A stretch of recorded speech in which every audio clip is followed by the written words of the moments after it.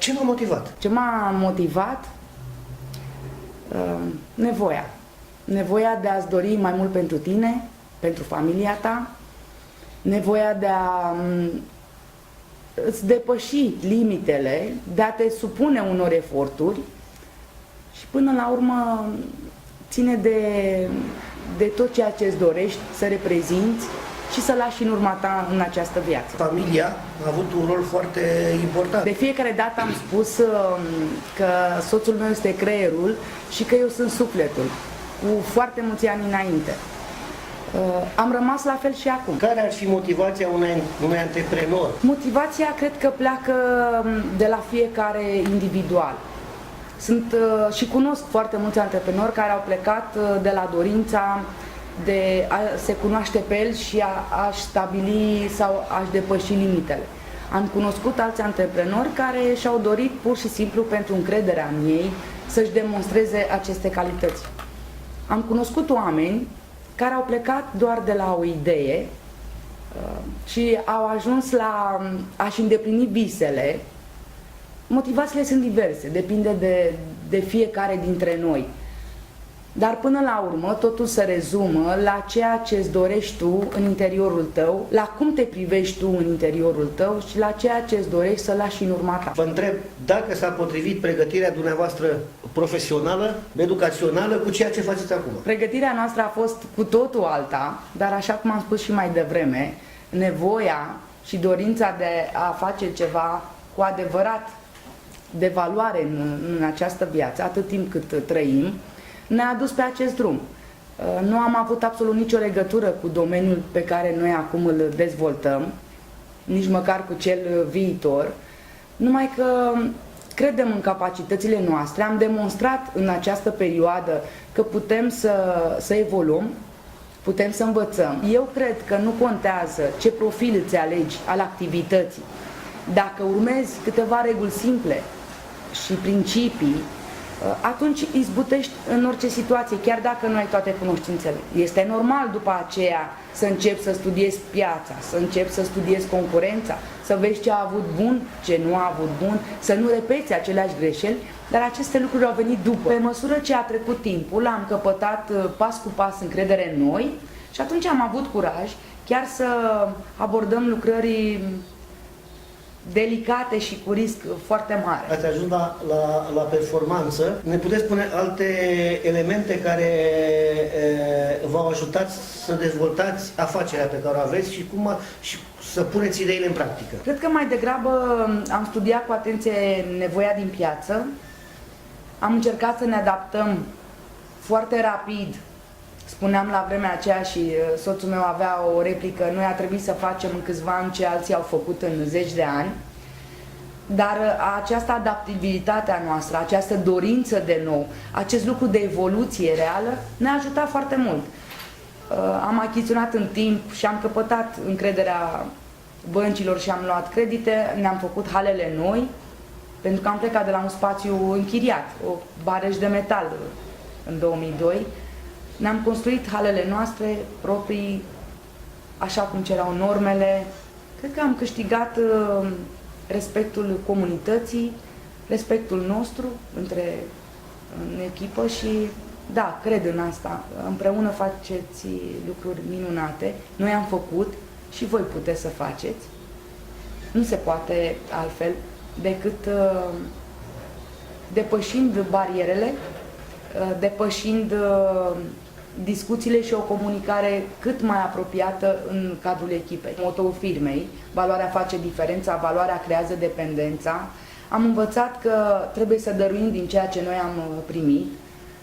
Am făcut lucrul acesta ca firmă, ca oameni și ne-am dorit tare mult să întoarcem multe din lucrurile, nu neapărat parte financiară, multe din lucrurile pe care noi le-am acumulat experiență.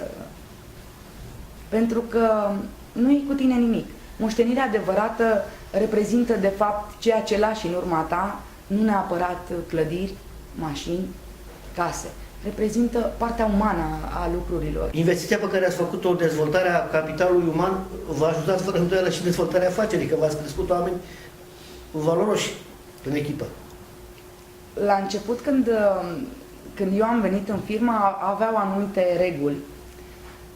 Mi-am dorit tare mult să formăm această echipă, să fie sudată. Am pus preț foarte mare pe oameni, pun preț foarte mare pe oameni, pentru că altfel nu reușești să ajungi nici tu unde îți dorești. Ce obstacole ați întâmpinat? Aici cred că putem să scriem o carte. O carte. Începând de la faptul că eram o femeie și eram privită în momentul în care mergeam la întâlniri așa de sus până jos și atât. Începând de la faptul că mai erau câteva firme cu același profil de activitate și mi s-a spus foarte clar la vremea aceea, cât timp noi existăm, voi nu să faceți nimic. Adică nu mai ne pierdeam timpul cu lucruri îndelungate. Nu, lucrurile erau foarte clare. Încercam, la vremea aceea, produceam suprastructuri din fibră de sticlă și încercam să mergem să obținem omologări. Nu aveai cu cine să lucrezi, să construiești matrițele. Ceilalți parteneri, ca să spun așa, sau mai degrabă concurența, încercau de fiecare dată să nu ajungem să lucrăm cu cineva. Cred că vreodată o să le aștem într-o carte. De la faptul că nu reușeam să achiziționăm materie primă decât dacă puteam să plătim cu banii cash, nimeni nu avea încredere în noi, nu reușeam să convingem din cei care vindeau produsele noastre că suntem un partener de încredere și că putem să devenim un partener de lungă durată. Obstacole sau despre obstacole aș putea să vorbesc mult și bine. Dar niciodată nu le-am privit așa. De fapt, cred că acest lucru ne-a ajutat să ajungem aici. Niciodată nu le-am privit ca fiind obstacole. Ne-am gândit că sunt trepte pe care trebuie să urcăm, să le depășim și să vedem ce facem mai bine data viitoare. Chiar dacă am avut uneori momente de cumpănă, am stat, am analizat, am văzut ce am greșit, ce nu am procedat sau unde nu am procedat corect și am încercat să facem mai bine. Și le-am depășit. Nu le-am perceput niciodată ca obstacole care sau după care să spunem punct și nu mai fac nimic. Nu. Pur și simplu le-am tratat ca etape evolutive în tot ceea ce facem. Unul din concurenți chiar m-a chemat la o discuție să-mi spună cum ne-am permis să facem, v-am zis deja o altă firmă, cum ne-am permis, cu un alt profil, cum ne-am permis să facem o firmă în acest domeniu.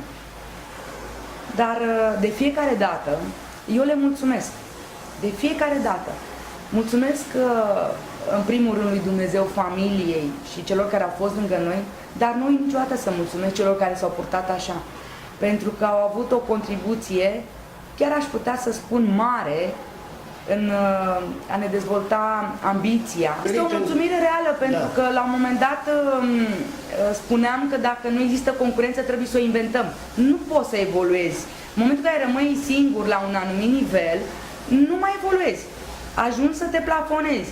Concurența trebuie inventată, chiar dacă nu există, pentru că altfel tu nu ai niciodată capacitatea să te evaluezi, să vezi până unde poți să mergi, să vezi care sunt limitele. Ce altceva v-aș da pozitiv în învingerea acestor obstacole?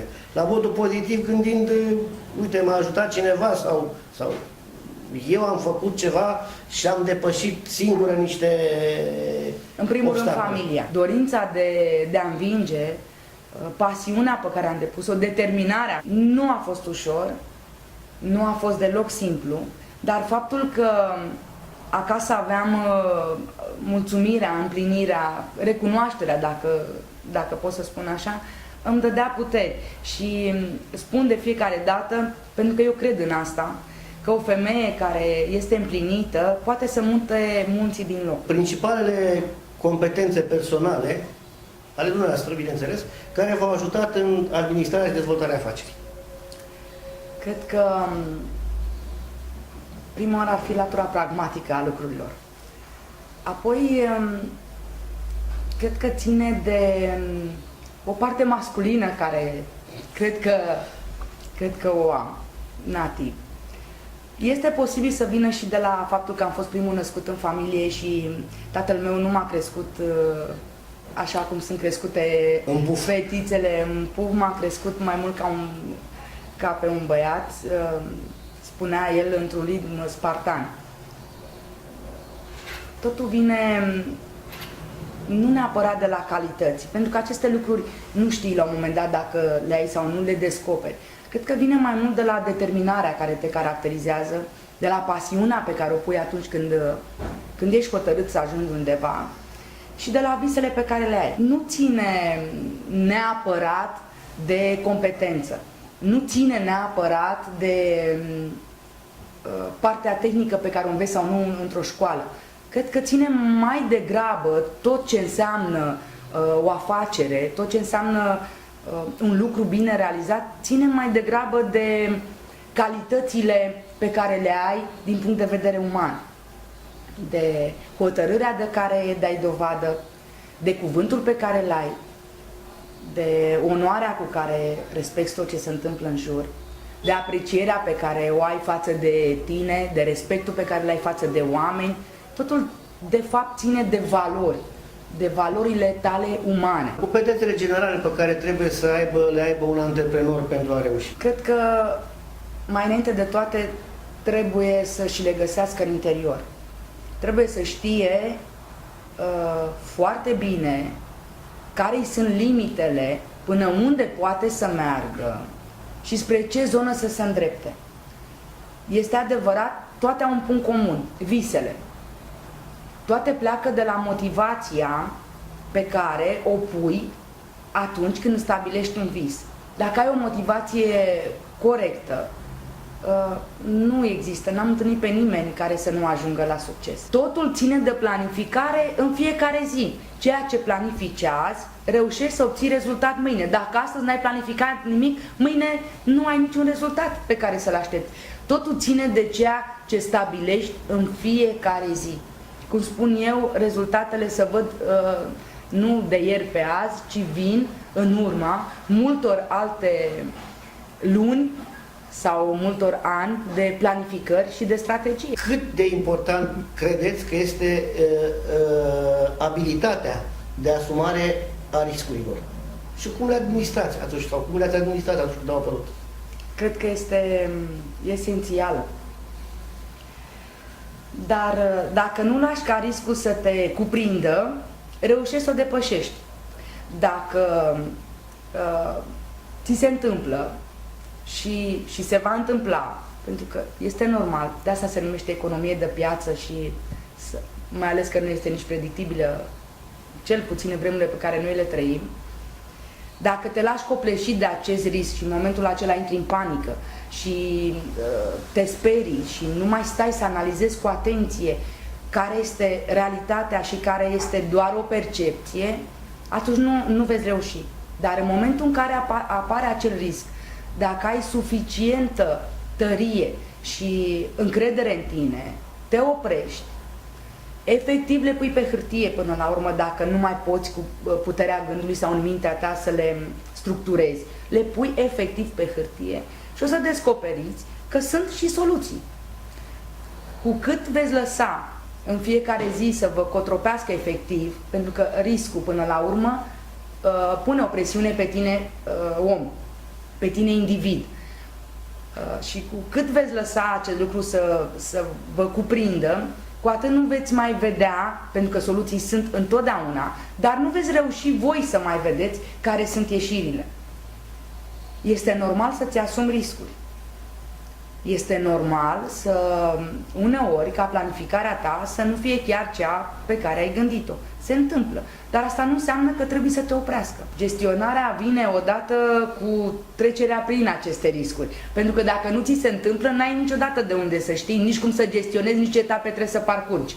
Dar dacă ai calmitatea necesară și, revin, și puterea de a te opri și de a nu te lăsa cotropit de acest moment, cu siguranță sunt soluții. Cândva în management am auzit o frază: orice problemă are cel puțin 3 soluții. Dacă nu vă lăsați cotropit de aceste riscuri, veți găsi cu siguranță cel puțin una. nu am niciun dubiu. Îți asumi întotdeauna riscurile. Și așa este mare dreptate. Dacă nu ți le asumi, de unde știi cum trebuie să procedezi în altă situație? Nu, este foarte clar. Sunt în strânsă corelare. Nu se pot departaja. Cine este responsabil de luarea deciziilor în compania dumneavoastră? Eu și soțul meu în principal și fiecare manager de linie pe departamentul lui. Fiecare are stabilit de la început care sunt limitele și care le sunt competențele, plecând de la prețuri, plecând de la deciziile de aprovizionare, plecând de la deciziile de resurse umane. Este foarte adevărat că împreună le discutăm de fiecare dată, dar doar atunci când chiar este nevoie de o decizie uneori radicală sau fermă. Dați un exemplu practic în care a trebuit să luați o decizie care să ducă, ce știu, eventual firma mai departe sau pentru a rezolva o problemă care a apărut în activitatea firmei. Am avut aproape 6 ani un partener pentru export. La un moment dat s-a pus în discuție finalizarea sau încheierea contractului. Este adevărat că mi-am dorit foarte mult să avem matițele noastre și să lucrăm singuri. Am muncit, ca să spun așa, destul de greu cu toți cei din jur să-i conving să aibă încredere că pentru noi această decizie va fi una mai bună. Se întâmpla cu ceva ani în urmă și s-a dovedit că nu m-am înșelat. Cât de importantă este creativitatea pentru dumneavoastră în procesul de luare a deciziilor și cum o folosiți pentru a vă rezolva problemele? Dați-ne un exemplu. Mai mult de 80% tot ceea ce se întâmplă înseamnă creativitate. De exemplu, ca să poți să ții contactul totdeauna cu oamenii din subordinea ta, ca manager, să nu fii privit doar cel care plătește sau cel care îi folosește. În fiecare dimineață, de exemplu, trec pe la fiecare și întreb dacă au vreo problemă legată de familie, legată de procesul de producție, legată de buna desfășurare a activității din ziua respectivă. Pentru mulți, la vremea aceea, era așa, o chestie care nu se mai întâmplase. Unii din ei chiar erau reticenți. Mie mi se pare că a fost totuși un lucru creativ și benefic. Cum vă stabiliți obiectivele pe lungă durată și pe scurtă durată? Fără îndoială că în funcție de complexitatea lor, dar vreau să dau niște exemple. La momentul când am pornit business-ul, de exemplu, am stabilit ca posibilitate, producea suprastructuri din fibră de sticlă, atunci New Design, să ținta noastră să fie 100 de suprastructuri de camionete produse și vândute.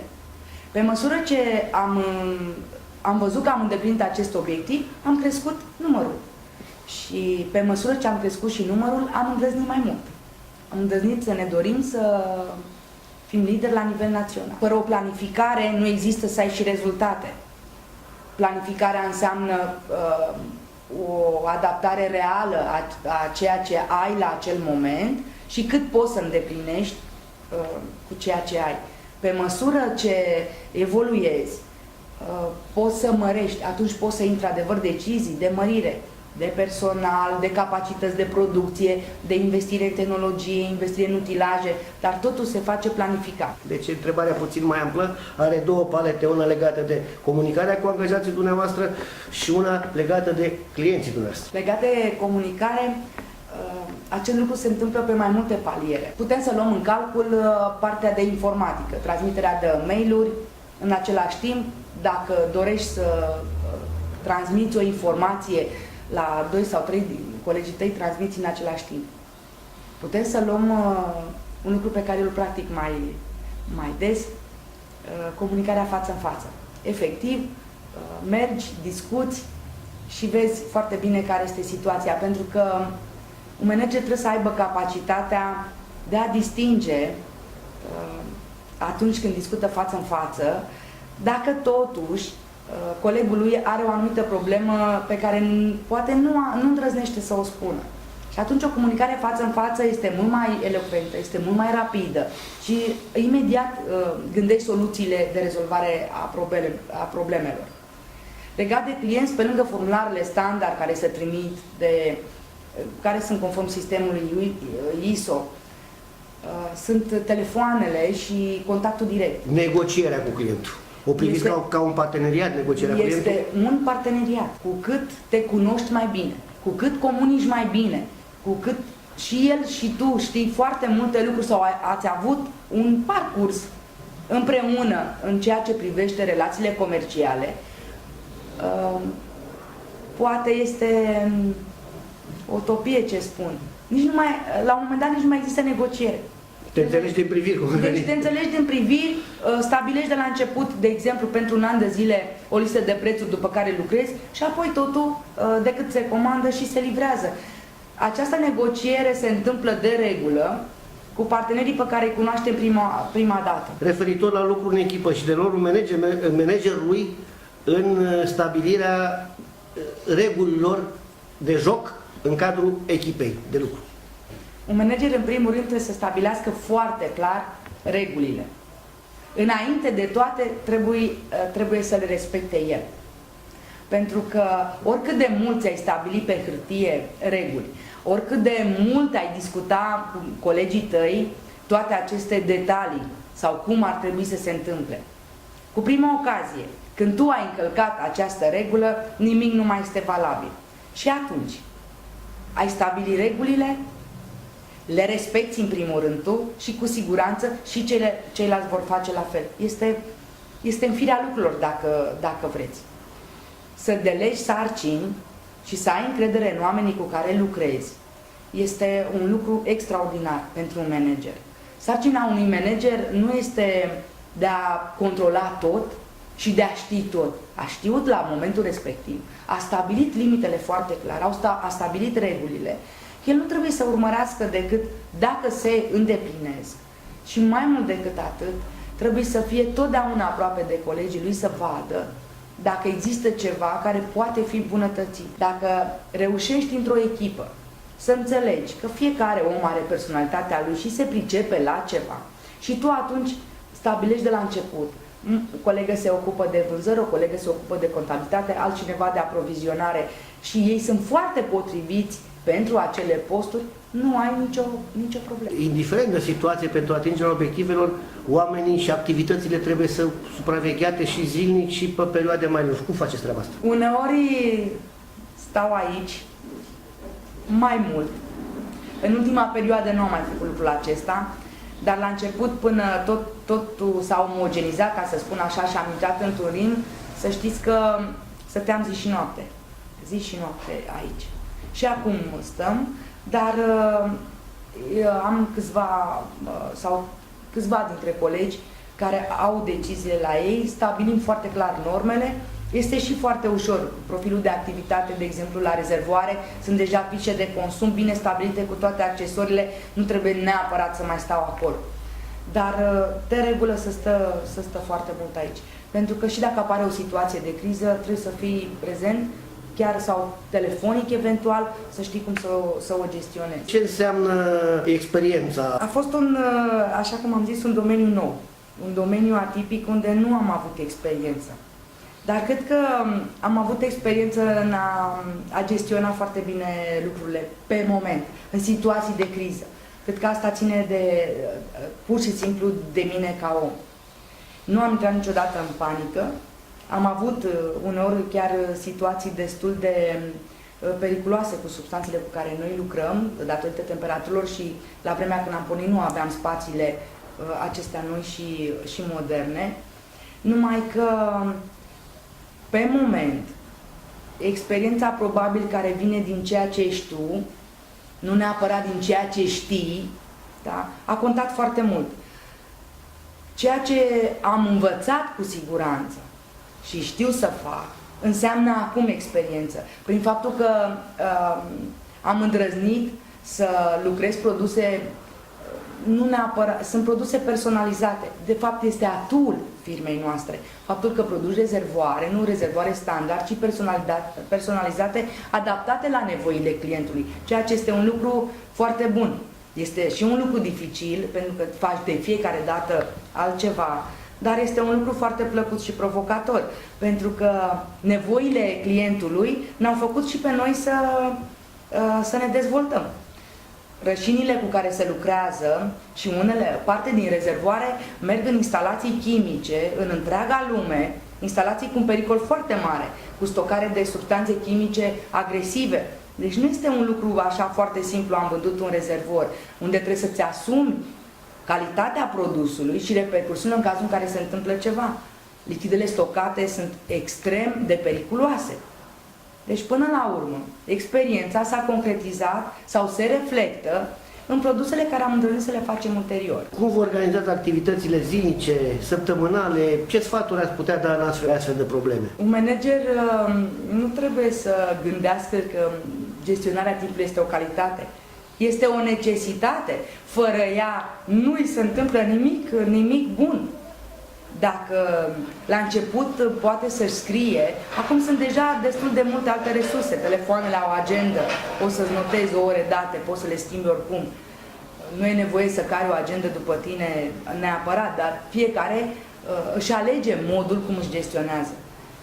Că este obligatorie gestionarea timpului, nici nu cred că mai are sens să discutăm, pentru că fără această planificare și ordonare, nu îi se întâmplă sau nu reușește să ajungă la niciun lucru bun și nu va avea nicio evoluție. Cum îmi planific eu? Este foarte simplu. Eu am agenda evenimentelor și a ceea ce trebuie să fac și legat de firmă și legat de celelalte activități și de faptul că ești mamă și ai și alte priorități pe 2-3 luni înainte. Faptul că te uiți într-o agenda și te uiți dacă ai sau nu un alt eveniment în perioada respectivă și îi acordi respectul cuvenit, pentru că ține de respect până la urmă, chiar dacă nu se înțelege. Omului respectiv nu-l minți, nu faci nimic pentru a-i spune mai departe. Faptul că îl suni și îi spui, da, ne putem întâlni la ora de mai târziu, înseamnă că ai avut, în primul rând, cuvânt, că ai avut onoare, că ai avut demnitate, că ai avut curajul să spui nu ne putem întâlni, pentru că foarte mulți am observat se feresc de a spune nu. Nu, în acest caz este foarte bine să spui nu putem să ne vedem acum, ne putem întâlni peste o jumătate de oră sau peste o oră, dar așa să se întâmple, pentru că toate aceste lucruri contribuie sau arată mai degrabă până la urmă și imaginea firmei tale. Cum gestiona stresul? Dacă discutăm strict despre mine, Olimpiadorul, vă spun că este destul de greu. Adică programul începe dimineața și undeva la 3-4 noaptea se termină. Nu este obligatoriu pentru toată lumea. Eu chiar îmi doresc să fac multe alte lucruri, pentru că am activități diferite. Dar, totuși, un foarte bun manager, dacă nu-și planifică timpul, înseamnă că nu poate să-și planifice nici obiectivele. Deci, practic, toate se leagă între ele. Pentru că și atunci când îți planifici un obiectiv, automat trebuie să-ți planifici un timp în care te evaluezi, te verifici și mergi mai departe. Dați-mi un exemplu prin care v-a stresat în activitatea dumneavoastră de manager și pe care cum ați administrat situația aia stresantă și cum ați rezolvat-o. Povesteați ceva mai înainte de deplasarea în Italia, care a fost ceva stresant, nu? Că a trebuit să treceți prin niște momente obsedant de grele, ca să zic așa. Ce a fost cel mai greu pentru mine atunci a fost un lucru pe care eu nu l-am învățat la vremea aceea. Nu am știut să mă uit la cultura țării respective. Și am stabilit deja întâlnirile din România și în momentul în care am ajuns acolo și a văzut că sunt femei, nu mai m-au primit la masa de discuții. A fost uimitor pentru mine și m-am gândit atunci, ok, și dacă aș fi gândit așa, totuși, am avut o discuție în prealabil și stabilită o oră de întâlnire. Dacă vorbim despre stresurile pe care le întâlnește un manager în fiecare zi și aceste lucruri nu ajută să-și îndeplinească obiectivele, pot să dau exemplu de anul trecut. Am planificat construcția unei hale noi, un credit într-un termen de să-l accesăm, nimic nu s-a întâmplat și ni s-a devansat absolut toată planificarea. Pentru că cei care se ocupă la bancă de credite n-au înțeles că una este să iau creditul în primăvară și să încep construcția unei hale și alta este să primesc creditul în decembrie, când condițiile meteorologice nu ne mai permite să construim această hală. La un moment dat, normal, nu este simplu. Nimic din ce s-a planificat în anul acela, respectiv anul trecut, nu a fost așa cum era gândit. Dar asta nu înseamnă că imediat am migrat în panică. Dar stresant a fost, teribil de stresant. N-am dormit în nopți de zi. Exact, nopți, teribil de stresant. Deci, foarte stresant, nu stresant. Pentru că, neterminând investiția, absolut nimic nu se mai putea întâmpla după. Deci era deja o problemă. Și atunci am zis, ok, oricum nu rezolvăm nimic în aceste situații. Și am zis, atunci lăsăm să vină lucrurile normale, reorganizăm și regândim tot ceea ce am gândit în anul respectiv, pentru că dacă te lași depășit de aceste probleme, în momentul acela nu mai faci nimic. Am turnat abia fundația și așteptăm acum să vină vremea prielnică să începem investiția. Cum stabiliți echilibru între viața personală și muncă? Foarte delicat. Pentru că dacă îți dorești să faci ceva, trebuie să iei din timpul pentru altceva. Poate vrei să te relaxezi, poate vrei să stai cu copiii. Un singur lucru însă este foarte important. Dacă ești dispus să plătești acel preț, asta aici este tot. De la început stabilești până unde poți să mergi, ce anume ești dispus să lași și să plătești. Și atunci reușești cumva să-ți găsești și echilibru. Dar și aici e o asumare de risc. Este o asumare de risc, pentru că copiii au crescut, nu ai fost poate lângă ei când au trecut prin momente, nu știu, de evoluție, dar pentru că tot gândind de planificare în viitor, ai de pus în balanță, pentru că faci o alegere. Indiferent că ești conștient sau nu, faci o alegere. Mă ocup de această firmă o perioadă și apoi am timpul, deși nu mai recuperez nimic din trecut, și ești conștient de lucrul acesta. Încerci să recuperezi și să dezvolți de la acel moment. Eu așa am făcut. Când am venit în această firmă, eu am spus atunci că voi rămâne 10-15 ani până voi reuși să intre într-un făgaș și apoi voi încerca să împletesc și una și alta. Dumnezeu mi-a ajutat, am reușit, dar nu este ușor. Mare parte din viața ta. Care e tot personală. Însă echilibrul l-am luat din altă parte. Da. L-am luat din momentele petrecute, scurte poate. Am și avantajul, sau mă rog, îmi doresc, deși este așa, cu dus și întors, sau sunt două fețe ale aceeași monede. De exemplu, fata lucrează cu noi, băiatul vine de 2 ore pe zi să vadă, să învețe, să se descurce, și de foarte multe ori, chiar dacă lucrăm sau soțul lucrăm în aceeași clădire, în același loc, nu ajungem să vorbim niciodată pe zi.